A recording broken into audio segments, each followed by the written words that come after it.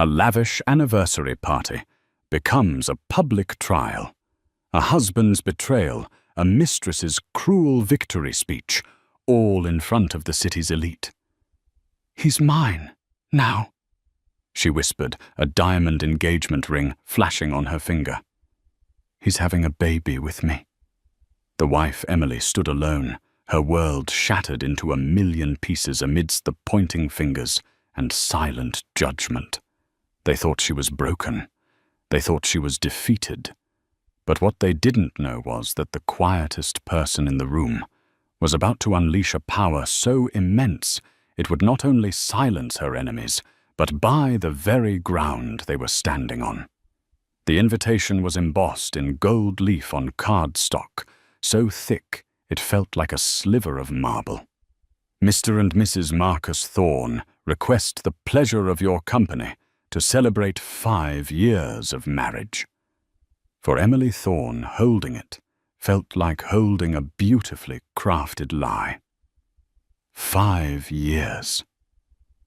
The first 2 had been a dizzying, sun-drenched haze of love. Marcus with his sharp blue eyes and a smile that could disarm corporate raiders had swept her off her feet. He was a rising star in finance, a man of ambition and magnetic charm. Emily, an art historian with a quiet passion for Renaissance portraiture, was his serene counterpoint. Their friends called them the perfect couple, his drive her grace, his world of numbers and risk, her world of beauty and history. But the past year has felt different. The gold had started to flake, revealing something cold and grey beneath. It began with small things. The late nights at the office that smelled not of stale coffee, but of a cloying, unfamiliar perfume, something floral and aggressive, like Chanel No. 5's louder, brasher cousin.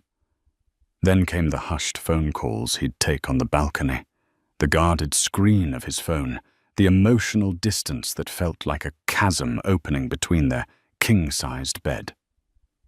Emily was not naive, but she was a believer in commitment. She'd tried. She suggested counseling.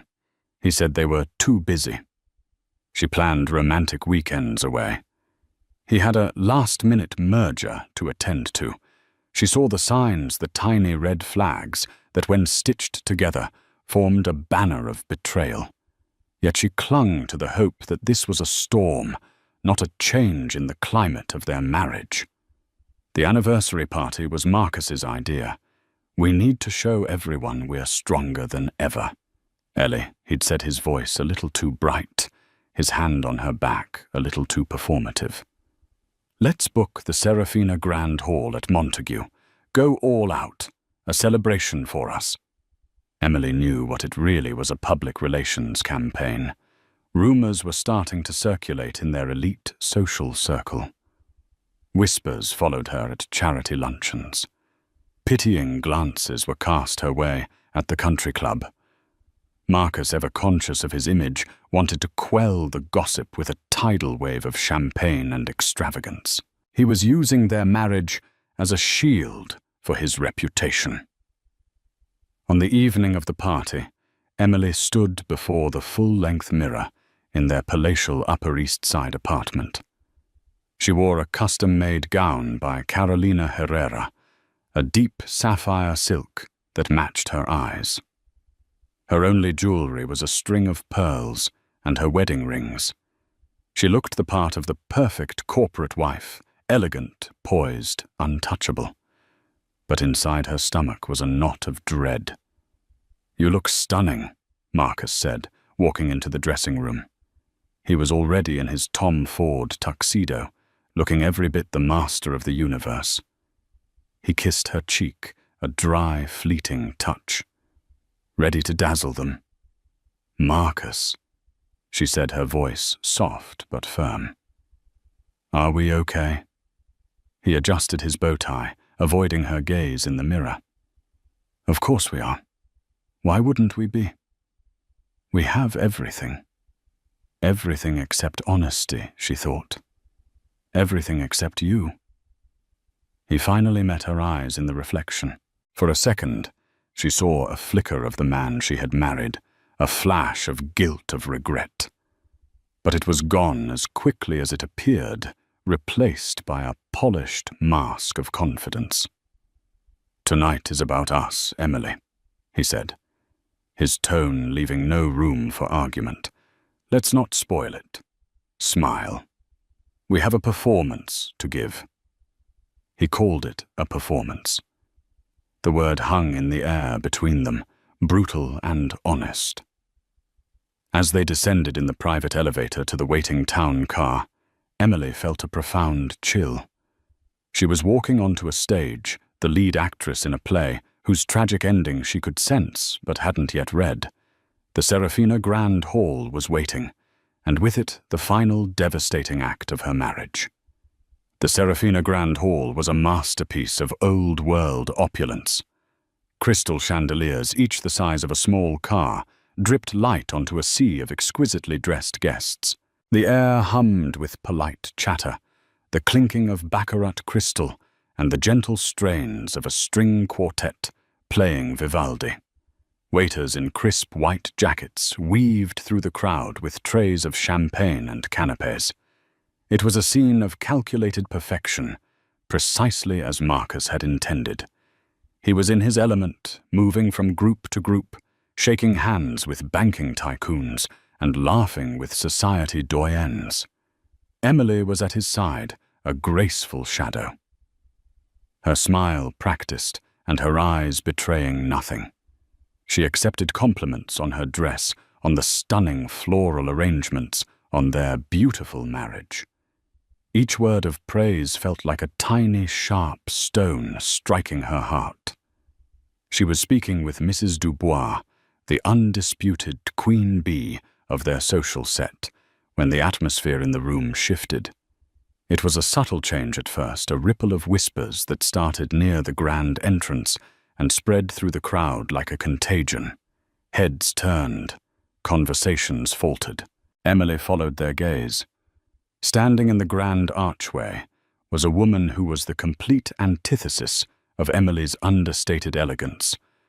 She was poured into a fire-engine red dress that clung to every curve with a slit that climbed dangerously high up her thigh.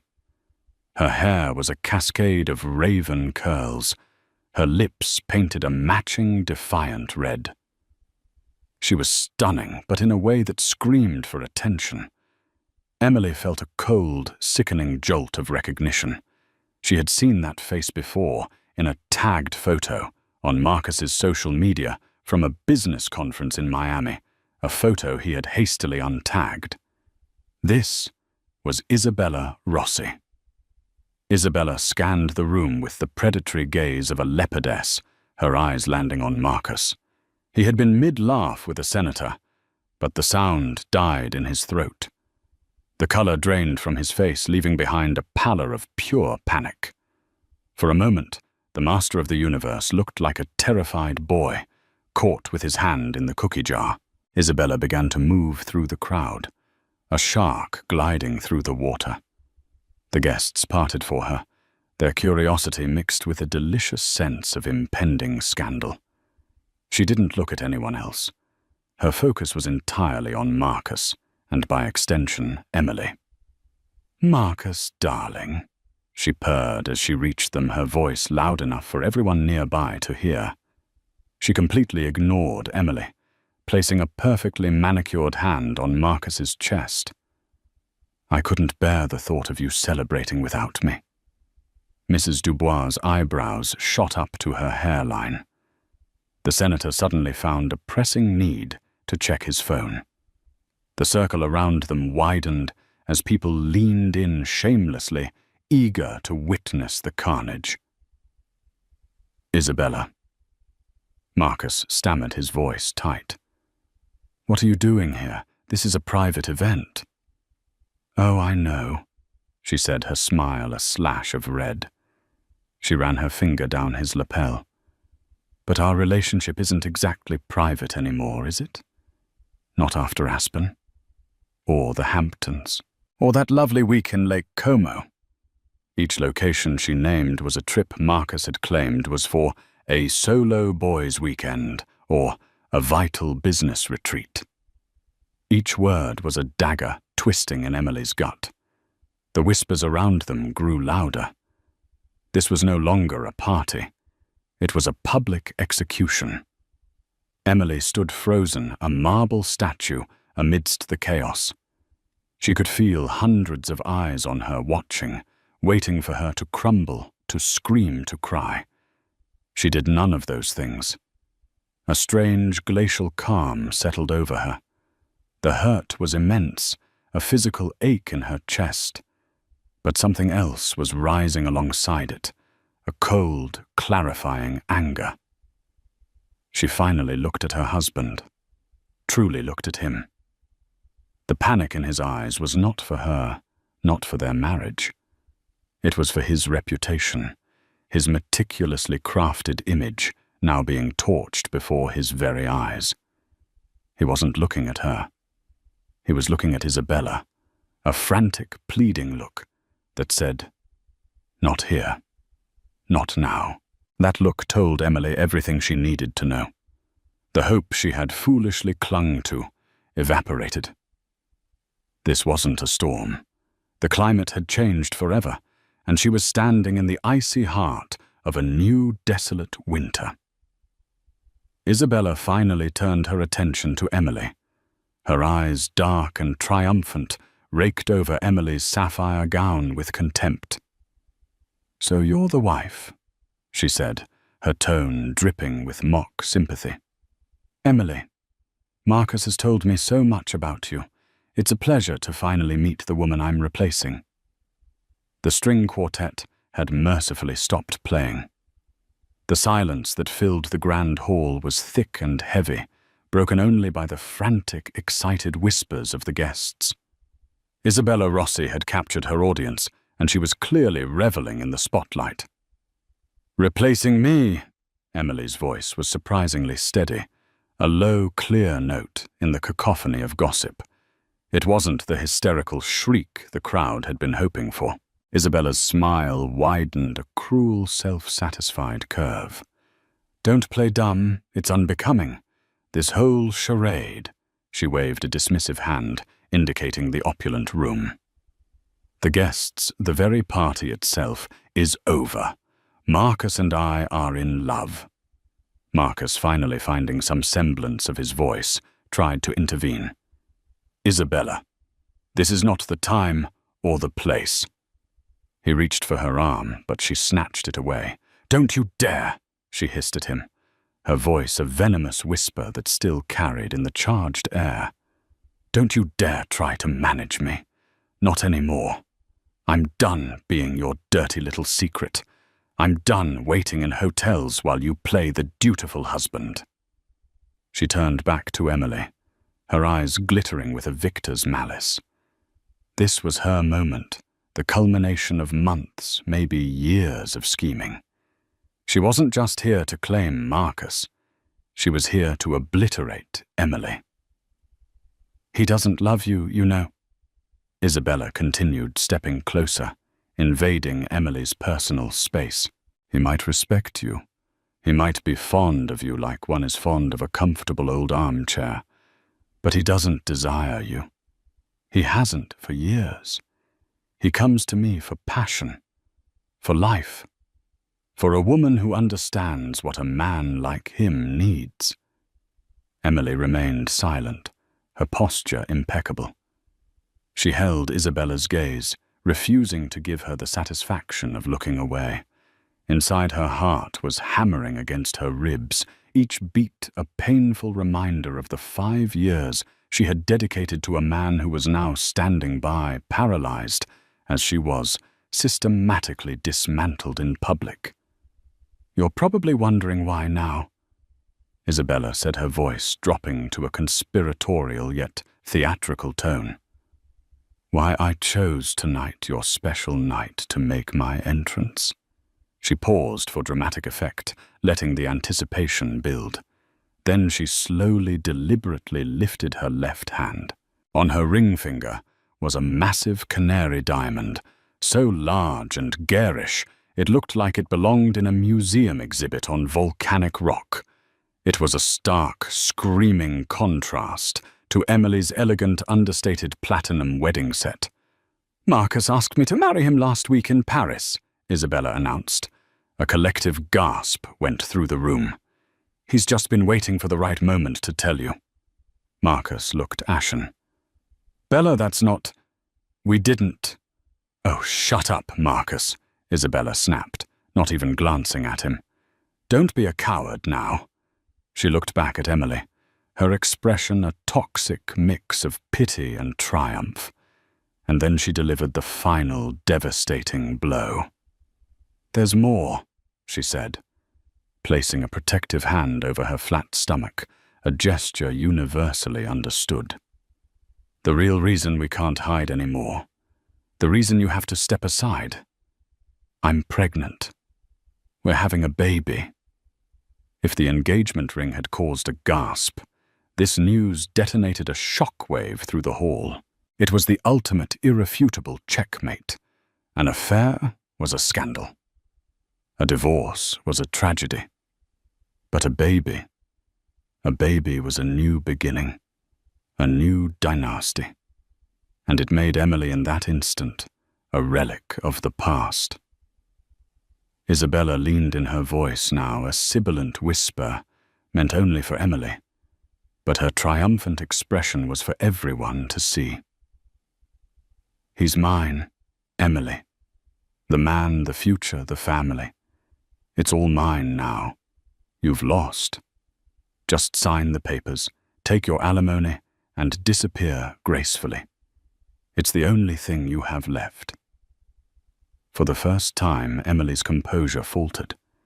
Her eyes flickered with a deep, profound pain. The baby. That was the one thing she and Marcus had tried for, the one dream that had never materialized, a source of quiet, private sorrow for years. And this woman, this stranger, had been given it so easily. The hurt was so sharp, so blinding, it almost brought her to her knees. She felt the world tilt, the faces of the guests blurring into a grotesque tapestry of judgment and morbid curiosity. She had lost. Isabella was right. She had lost everything. All eyes in the Serafina Grand Hall swung from the triumphant mistress to the humiliated wife, and finally to the man caught between them. The silence was absolute. This was the moment of truth. Every person in that room, from the most powerful CEO to the youngest socialite, held their breath, waiting to see how Marcus Thorne would react. It was a crucible, and his character was about to be tested in the most public way imaginable. Emily looked at her husband, a silent plea in her eyes. It wasn't a plea to take her back, not anymore. That ship had just been torpedoed and sunk. It was a plea for a shred of dignity for the 5 years they had shared, for the vows he had once made. Deny her, her eyes begged. If not for me, then for the memory of what we once were. "Don't let this be how it ends." Marcus met her gaze, and in that fleeting second, she saw his soul laid bare. He was a man drowning in his own choices, suffocated by the consequences of his weakness. He saw the woman who had stood by him, supported his ambitions, and created a sanctuary of peace for him to come home to. And he saw the woman who offered him the intoxicating thrill of the new, the ego-stroking validation of her obsession, and now the heir he had secretly craved. He broke eye contact with Emily first. He turned to Isabella, his expression shifting from panic to a weary, reluctant resignation. He took her hand, the one with the garish yellow diamond, and squeezed it.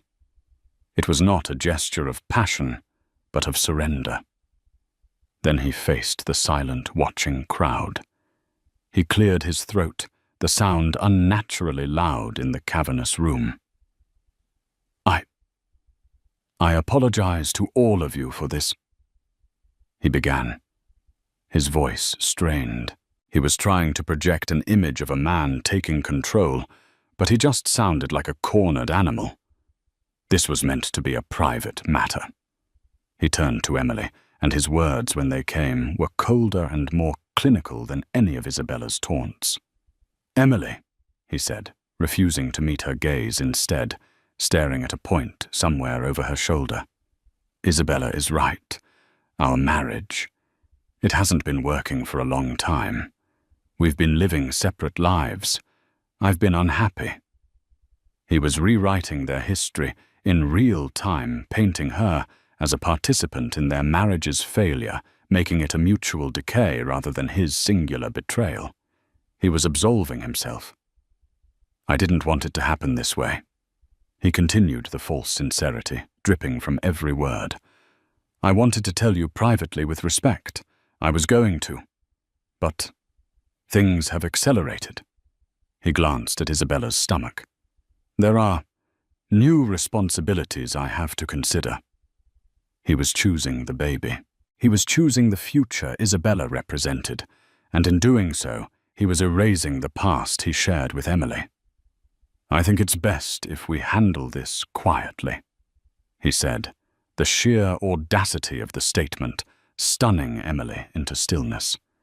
He was asking for a quiet divorce in the middle of a public spectacle he himself had orchestrated. "I'll have my lawyer, Mr. Peterson, contact yours in the morning. I wish you all the best, Emily. I truly do." It was a dismissal, a corporate severance package delivered with a hollow semblance of professional courtesy. He had not only failed to defend her, he had actively sided with her tormentor and publicly cast her aside. He had validated every cruel word Isabella had uttered. The crowd erupted in a flurry of hushed, scandalized chatter. Mrs. Dubois looked at Emily with an expression of pure, unadulterated pity, a look that was more insulting than any scorn. Emily felt utterly, completely alone. She was a ghost at her own party, a footnote in the story of Marcus Thorne and his new family. Isabella slid her arm possessively through Marcus's, resting her head on his shoulder. She looked at Emily over his tuxedo, her eyes gleaming with absolute, unquestionable victory. She had won. She had taken everything. Emily finally let out a breath she didn't realize she had been holding. The pain was still there, a white-hot core in her chest, but the cold, clarifying anger from before was beginning to crystallize into something harder, something sharper. It was the calm of a person who has finally hit rock bottom and realizes there is nowhere to go but up. She gave a single, almost imperceptible nod. She would not cry. She would not scream. She would not give them the satisfaction. She had lost her husband, her marriage, and her dignity in the space of 10 minutes. But as she stood there, isolated and exposed, she made a silent vow that she would not lose herself, just as Marcus turned to lead Isabella away, as if to shepherd his new life from the wreckage of his old one. A new presence made itself known. It wasn't loud or dramatic. It was a shift in the air, a change in the room's gravitational pull. Two men stood near the entrance to the hall where Isabella had made her grand debut. They had not been there moments before. They were older, dressed in immaculate conservative suits by Savile Row that whispered wealth rather than shouting it. They stood with an unnerving stillness, their quiet authority cutting through the room's chaotic energy. The man in front was in his late 60s, with a mane of silver hair and eyes the color of a winter sky, sharp, intelligent, and currently filled with a glacial fury. He held a presence that made CEOs and senators shrink. This was a man accustomed to being the most powerful person in any room he entered. This was Arthur Vance. Beside and slightly behind him was a younger man, clearly his son, with the same sharp eyes, but a more athletic build and a jaw set in a line of protective anger. He looked like he could dismantle a hostile takeover or a man with equal ease. This was Julian Vance, Emily's father and brother. They had not been on the guest list. Emily had specifically asked them not to come. Her family, the Vances, were notoriously private. They were a dynasty of old money from Boston, their empire built over generations in shipping logistics and private equity. Their wealth was quiet, vast, and deeply integrated into the foundations of global commerce. They did not flaunt it. They did not attend frivolous parties. They valued privacy and integrity above all else, which was why Emily's marriage to the ambitious new money Marcus Thorne had always been a point of quiet concern for them. "We don't want to intrude on your life, darling," her father had said. "This is your world, but if you ever need us, we are a phone call away." She hadn't made the call, but someone must have. Perhaps her assistant Clara, who had been with her for years and was fiercely loyal. It didn't matter. They are here now.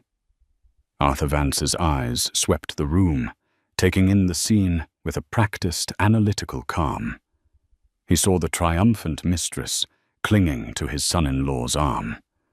He saw the pitying, judgmental stares of the guests. And he saw his daughter standing alone, poised and unbroken, but with a universe of pain in her eyes. His expression hardened, the fury in his eyes solidifying into something cold and absolute. They began to walk forward. Like Isabella, they parted the crowd, but for an entirely different reason. People didn't move out of their way to get a better look at a scandal. They moved out of an instinctual, almost primal sense of deference. Whispers rippled through the room again, but these were different. "Is that Arthur Vance?" a hedge fund manager muttered to his wife. "Arthur Vance. What is he doing here? I thought he never left Boston," she whispered back. "Thorne must be more connected than I realized." Marcus and Isabella stopped their triumphant exit, halted. Marcus turned, and his face, already pale, went chalk white. He had met Arthur Vance only once to ask for Emily's hand, a meeting that felt more like a deposition, and once at the wedding. He knew on an intellectual level that his father-in-law was a powerful man, but he had never understood the true scale of that power. He had viewed the Vances as archaic and reclusive, a relic of a bygone era. He had fatally underestimated them. Arthur and Julian didn't stop at Marcus. They walked straight to Emily. Arthur reached out and took his daughter's hand, his grip firm and reassuring. Julian stood at her other side, a silent, formidable guard. They formed a protective wall around her. "Are you all right, Emily?" Arthur asked, his voice low and calm, meant only for her. Emily looked up at her father, and for the first time that night, she felt the ice around her heart begin to crack. A single tear traced a path down her cheek. "No," she whispered, her voice breaking with the single word. "But I will be." Arthur squeezed her hand. "Yes, you will."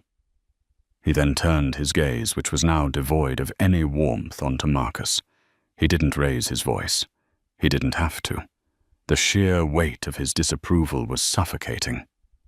"Marcus," he said, the name sounding like an insult. "You have made my daughter feel unwelcome. At her own anniversary party, in front of her friends, you have brought this person." He gave Isabella a look of such profound disdain that she physically recoiled into her life and humiliated her. "Mr. Vance, sir," Marcus began, his voice cracking. "This is a misunderstanding. It's a private family matter. There is nothing private about this room. Arthur stated flatly. "And you ceased to be family approximately 15 minutes ago. You have made a catastrophic miscalculation." Isabella, emboldened by her victory and ignorant of the true power she was facing, scoffed. "And who are you, some old man trying to defend his washed-up daughter? Marcus and I are in love. We're having a baby. There's nothing you can do about it." Julian took a step forward, his expression thunderous, but Arthur put a restraining hand on his son's arm. He looked at Isabella as if she were a curious insect. "Young woman," Arthur said, his voice dropping to a dangerously quiet level, "you have mistaken a moment of poor taste for a lifetime victory, a common error of the short-sighted." He then turned away from both of them, dismissing them as utterly irrelevant. His gaze fell on a harried-looking man in a tuxedo, the Montague Hotel's general manager, Mr. Dubois, who was hovering nearby, wringing his hands. Arthur Vance looked at the manager, his eyes holding the cold, hard glint of a man about to move billions of dollars with a single command. "You," Arthur said, his voice clear and resonant, cutting through the silence of the hall. "You are in charge here," the manager scurried forward. "Yes, Mr. Vance. An honor to have you, sir. Is there a problem?" The true nature of the problem was about to be revealed, and it was far bigger than Mr. Dubois could ever imagine. Mr. Dubois, the general manager, practically bowed. "A problem, Mr. Vance? Anything at all, we can have a security escort." He trailed off, gesturing vaguely towards the source of the disruption, Marcus and Isabella. Arthur Vance held up a hand, a simple gesture that commanded absolute silence. He wasn't looking at Marcus or Isabella anymore. To him, they had ceased to exist. His focus was purely on the venue, the stage upon which his daughter had been so cruelly humiliated. "The problem, Mr. Dubois." Arthur began, his voice calm and deliberate, as if he were discussing a minor alteration to a dinner reservation, "is that this establishment, this beautiful hall, will now forever be associated with a rather unpleasant memory for my daughter." He paused, letting the statement hang in the air. The crowd was utterly captivated. This was a drama far more compelling than any opera. "The Vance family does not tolerate unpleasant memories," Arthur continued. "We erase them, or when that's not possible, we acquire them and change the narrative." A confused murmur went through the room. "Acquire them."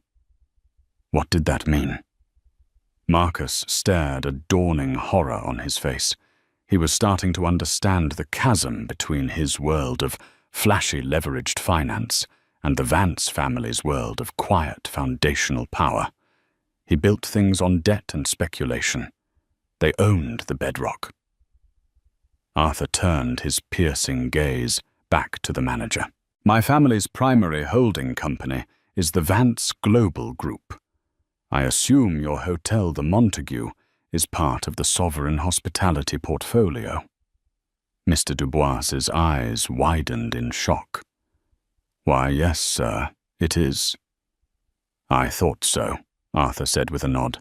"My son Julian here heads our acquisitions division. He's had his eye on Sovereign for some time.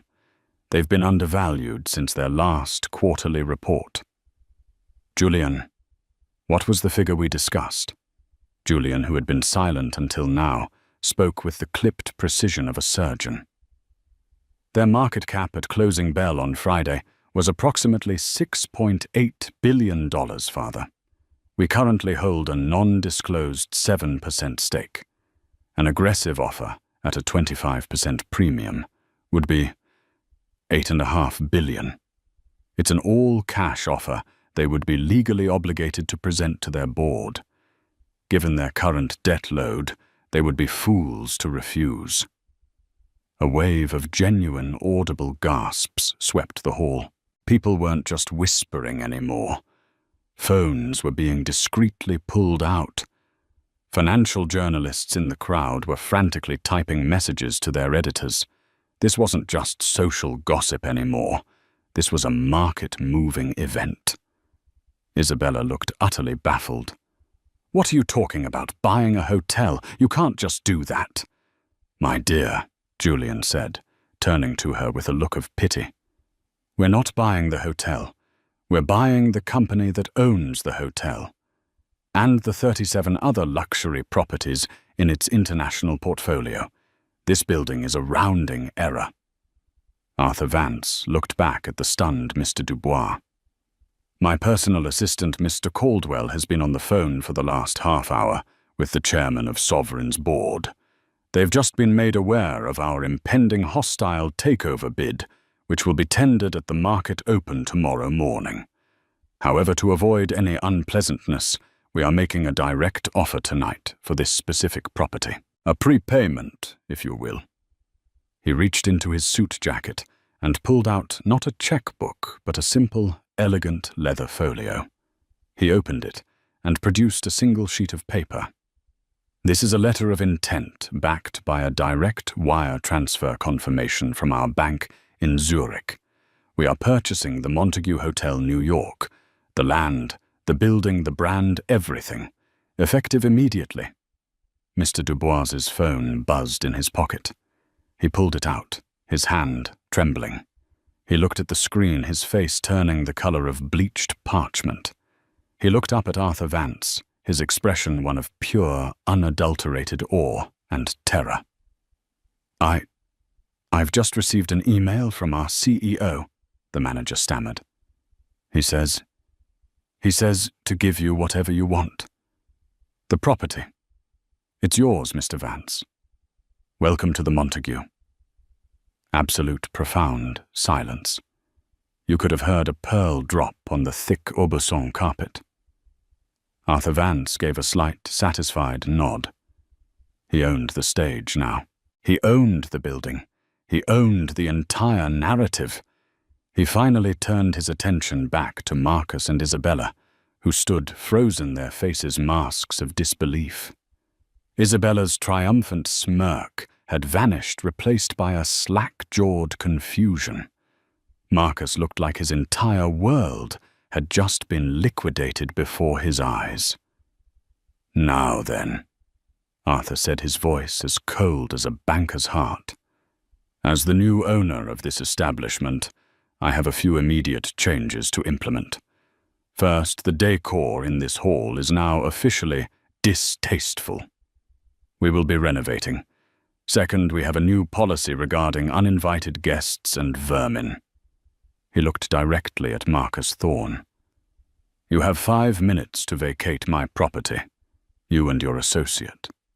His eyes flickered to Isabella. "After that, I will have you removed for trespassing." The word trespassing hung in the air, a final brutal nail in the coffin of Marcus Thorne's social and professional life. He was no longer a host in a prestigious venue. He was an intruder in the Vance's newest acquisition. The guests who minutes ago had been watching Emily with pity now stared at Marcus and Isabella with a mixture of shock, contempt, and fear. They were witnessing a power play of such epic proportions it would be talked about for decades. In their world, wealth was power, but the scale of the Vance's power was something most of them had only read about. They had just witnessed a lion swatting a fly. Marcus hadn't just been defeated, he had been rendered utterly insignificant. Isabella was the first to break her ignorance, finally pierced by the terrifying reality of the situation. "This is insane!" she shrieked, her voice high and shrill. "Marcus, do something! You're Marcus Thorne!" Marcus didn't seem to hear her. He was staring at Emily, at the woman he had so casually discarded. He was finally seeing her not as his quiet, unassuming wife, but as the daughter of Arthur Vance, the heiress to an empire he couldn't even comprehend. The prenuptial agreement he had signed now felt like a noose around his neck. It was ironclad, drafted by the Vance family's legal team, designed to protect their assets from precisely this kind of situation. He would leave the marriage with nothing more than what he had entered it with. But it was worse than that. He worked in finance, a world built on reputation and connections. His biggest clients, his most important backers. How many of them had ties to the Vance Global Group? How many of them would drop him tomorrow morning to avoid being on the wrong side of Arthur Vance? His career was over. He just didn't know the exact time of death yet. Julian Vance stepped toward him, his voice low and menacing. "The 5 minutes started 4 minutes ago, Thorne. I suggest you leave. Oh, and by the way, my father sits on the board of the SEC's Ethics Committee. I'd make sure your trading records for the last 5 years are pristine. We have a feeling they might be getting a very thorough anonymous audit very soon." That was the final devastating blow. The threat wasn't just social or financial ruin. It was legal. It was total annihilation. Marcus grabbed Isabella's arm, his grip bruising. "We're leaving," he muttered, his voice a choked whisper. "But my announcement," she protested, still clinging to the tattered remnants of her victory. "The party's over." He snarled and began dragging her toward the exit. The crowd parted for them once more, but this time it was with undisguised scorn. As they passed the grand archway, a camera flash went off. A paparazzo from a society paper had caught the walk of shame. The photo would be on the cover of every gossip magazine by morning, the billion-dollar divorce. Thorne ejected from his own party. They were gone. The serpent had been cast out of the garden. The hall was quiet for a moment, and then a strange thing happened. Mrs. Dubois, the queen of society, walked purposefully over to Emily. She didn't offer pity. She offered respect. "Emily, my dear," she said, her voice filled with a newfound admiration. "I'm so dreadfully sorry you had to endure that. Your family is remarkable." She then looked at Arthur. "Arthur, it's been too long." It was a signal to everyone else. The social order had been re-established. Emily wasn't the victim anymore. She was the untouchable daughter of the most powerful family in the room. One by one, guests approached, offering apologies, support, and invitations. They were gravitating to power, as they always did. Emily felt nothing but a weary numbness. She had no interest in their fickle loyalties. She looked at her father and brother, her true family, her unwavering support. "Can we go home?" she asked softly. "Of course, darling," Arthur said, wrapping a protective arm around her. "Let's go home," as they walked out of the Serafina Grand Hall. Her hall, now Emily, didn't look back. She walked past the champagne fountains and the extravagant ice sculptures, past the wreckage of her old life, and out into the cool, clean night air of New York City. She felt a profound sense of release. The pain of Marcus's betrayal was still there, a deep, tender bruise on her soul. It would take time to heal. But for the first time in years, she felt free. She was no longer Mrs. Marcus Thorne, the perfect, quiet wife. She was Emily Vance. She was a part of something full and strong and enduring. She had walked into that party with a wife in a gilded car. She was walking out a queen who had just inherited a new corner of her kingdom. The future was uncertain, but it was hers to write.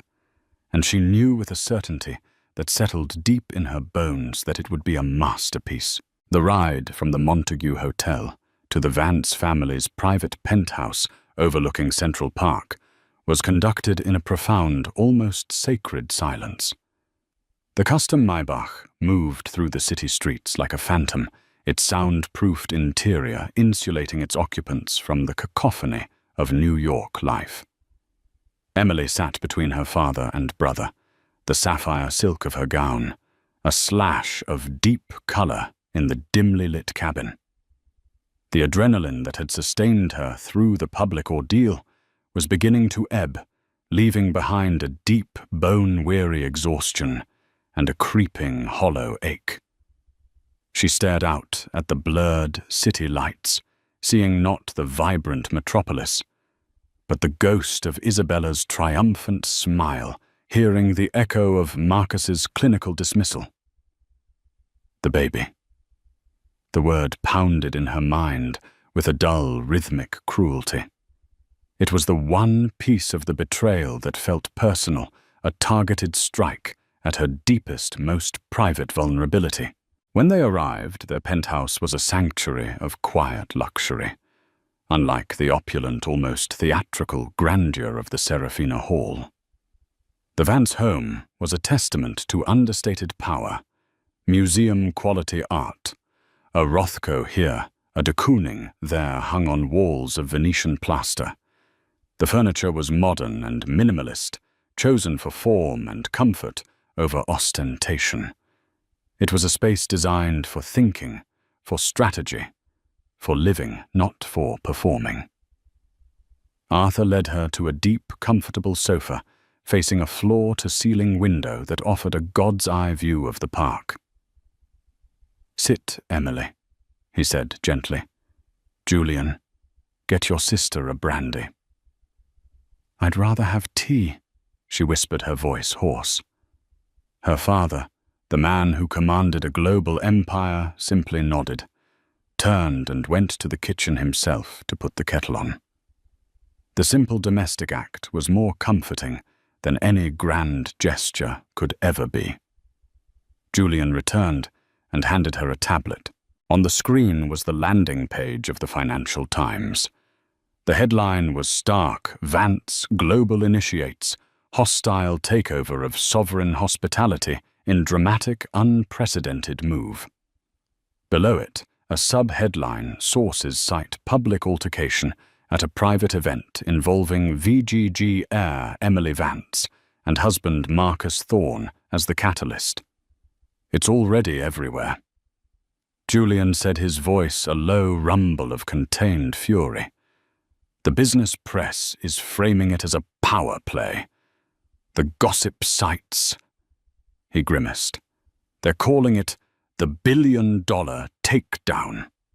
That photo of Thorne being dragged out is the #1 trending image in North America. Emily stared at the screen, a strange sense of detachment washing over her. It felt like she was reading about characters in a novel, not living through the implosion of her own life. "You did all that, just for me?" "No," Julian said, sitting opposite her. "We did it for the family." Emily Thorne didn't just disrespect his wife tonight. He humiliated Vance. He did it publicly, thinking we were too distant or too reclusive to matter. He treated our name as a prop in his tawdry little drama. That is an existential threat we do not tolerate. Arthur returned with a tray, bearing a porcelain teapot and a single cup. He poured the steaming amber liquid and handed it to her, his movements precise and calm. "Your brother is right," he said, taking a seat. "For generations, our family's greatest asset has been our reputation. We are known to be private, yes, but also for our integrity and our unforgiving memory. When someone attacks one of us, they are testing the strength of our entire foundation. If we allow one crack to appear, the entire structure is compromised. Tonight was not about revenge, Emily. It was about reinforcement." Emily wrapped her cold hands around the warm cup. "What will happen to him?" "He's finished," Julian said with cold finality. As of this moment, every line of credit Marcus Thorne or his small-time firm has been frozen or recalled. The banks that funded him are the same banks we've been doing business with for 50 years. A single phone call from father was all it took. His investors are in a panic. His partners are trying to distance themselves. By sunrise, Marcus Thorne will be a name so radioactive it will burn anyone who speaks it. And her, Emily asked the word tasting like ash. Isabella Rosie. Julian continued, pulling up another file on his tablet. A former brand ambassador and aspiring reality TV star. She has a history of attaching herself to wealthy married men. The Canary Diamond, by the way, was leased. The lease expires next Tuesday. I doubt she'll be able to make the payment. She thought she was securing a future. Instead, she's tied herself to a pariah with a mountain of debt and a pending SEC investigation.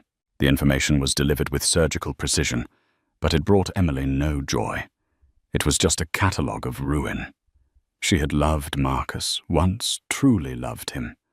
Seeing the architecture of his life being systematically dismantled, even after his monstrous betrayal, filled her with a profound and complicated sadness. "Father," she said, looking at him, her eyes pleading for understanding. "The baby. She said she's pregnant." Arthur's expression softened. He reached across and placed his hand over hers. "And if she is, the child will be a Vance grandchild, and it will be provided for. We are not barbarians, Emily. The child is innocent. But its parents have made their choices. Their consequences are their own." In that moment, Emily understood. Her family's power wasn't just in their ability to destroy, but in their unwavering code of conduct. They were ruthless with their enemies, but they protected their own, even the ones who hadn't been born yet. She took a sip of tea, the warmth spreading through her chest. The tears she had held back all night finally came not in a hysterical torrent, but in a quiet, steady stream of grief for the love she thought she had, the future she had dreamed of, and the innocence she had lost. Her father and brother didn't speak. They simply sat with her in the citadel of silence, a united front, letting her finally break so they could begin to put her back together. 1 week later, Emily stood not in a law office, but in the cavernous, now empty shell of the Serafina Grand Hall. The opulent chandeliers were shrouded in canvas, the Aubusson carpets had been rolled up, and the gilded furniture was gone. The room was stripped bare, a skeleton awaiting a new identity. The air smelled of dust and potential. It had been a week of relentless, quiet efficiency. The divorce proceedings were underway, handled by the Vance family's most formidable lawyer, a woman known in legal circles as the Velvet Hammer. Marcus, as predicted, had not contested a single point.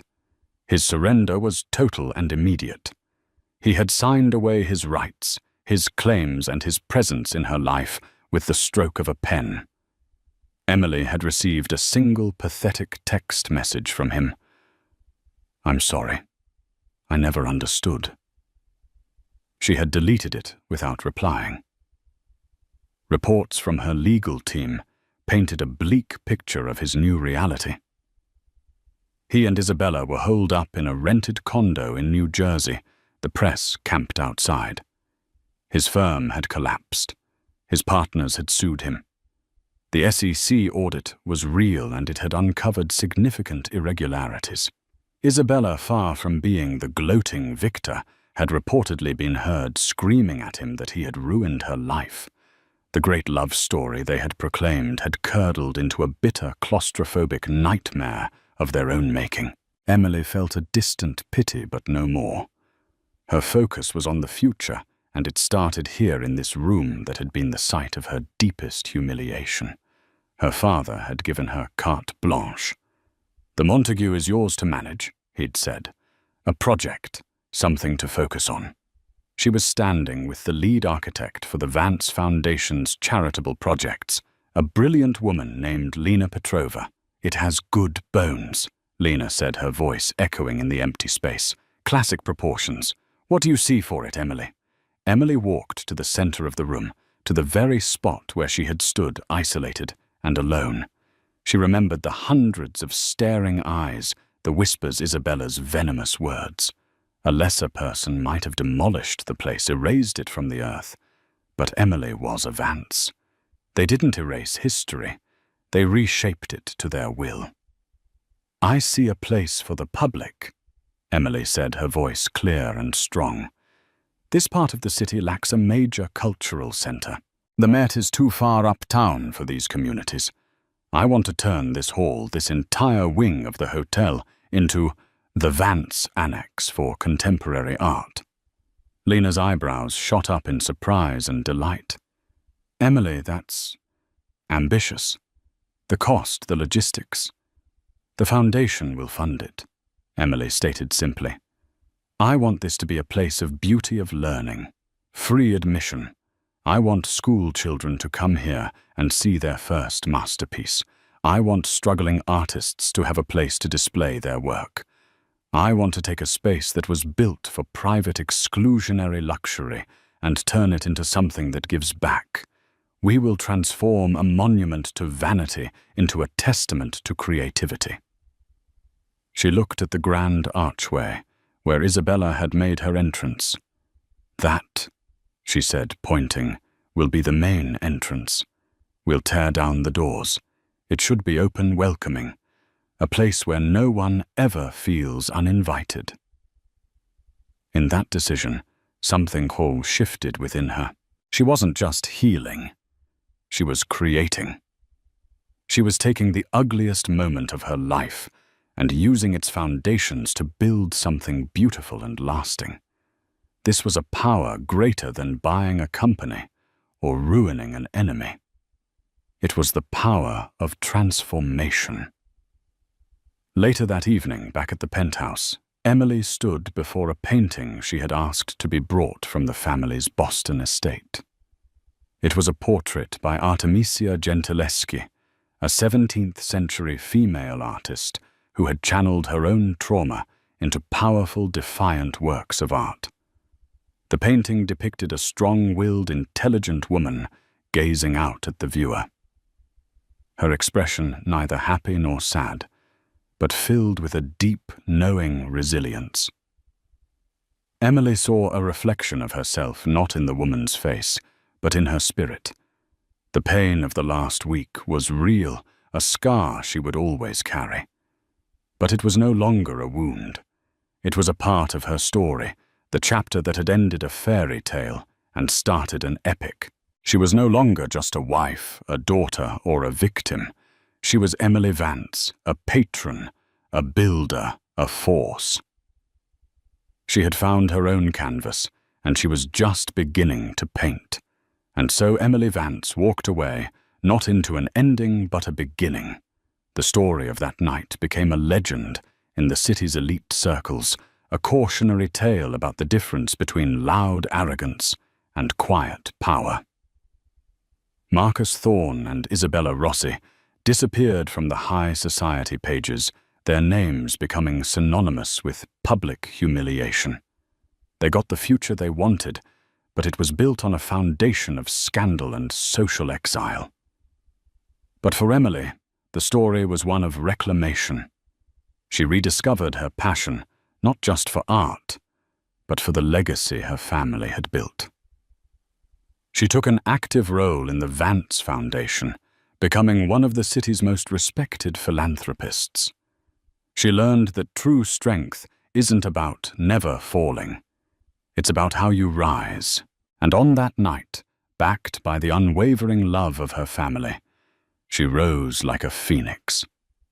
What did you think of Emily's family's epic comeback? What would you have done in her shoes? Let us know in the comments below. And if you love stories where the underdog gets their ultimate satisfying revenge, make sure to hit that like button, share this video with someone who needs to see it, and subscribe to our channel.